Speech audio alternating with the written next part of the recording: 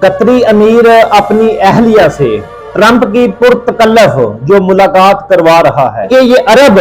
اپنی عزت و غیرت کے لیے جان لے بھی سکتے تھے اور جان دے بھی سکتے تھے، لیکن اب ان کی بے حسی اور ان کی بغیرتی کی انتہا دیکھ لیں کہ اپنی عورتوں کو ایک یہودی کے آگے، کافر کے آگے پیش کر رہے ہیں، اور یہ اپنی عزتوں کو نیلام جو کافر کے آگے اس لیے پیش کر رہے ہیں کہ یہ ہماری دفاعی حدود کا دفاع کریں گے۔ بتوں سے تجھ کو امیدیں، خدا سے نا امیدی، بتا تو صحیح اور کافری کیا ہے۔ یعنی یہ عورتوں کو تو اس لیے پیش کر رہے ہو نا کہ یہ ہماری دفاعی حدود کا خیال رکھیں گے، یہ اللہ پہ توکل ختم ہو گیا، جو اپنی غیرت کو نیلام کر رہے ہو صرف اپنی حفاظت کے لیے، اور اپنی عزت کو اس لیے نیلام کر رہے ہو کہ ان کے ساتھ تمہاری دوستی پکی ہو جائے، جبکہ اللہ کا قرآن کہتا ہے یہ یہودی اور نصرانی تمہارے دوست نہیں ہو سکتے۔ اور جب ہم نے قرآن کی نہیں مانی، رسول اللہ کے فرمان کی نہیں مانی، تو پھر ہمیں یہ اپنی عزتوں کو نیلام کر کے ہم نے پھر اپنی دفاعی حدود کے سودے کرنے ہیں، اور ہم یہ سمجھتے ہیں کہ ہم اپنی عزتوں کو نیلام کریں گے، کافر کے ساتھ دوستی کریں گے، وہ ہماری دفاعی حدود کی حفاظت کرے گا اور ہم سرہری ہو جائیں گے۔ نہیں نہیں نہیں،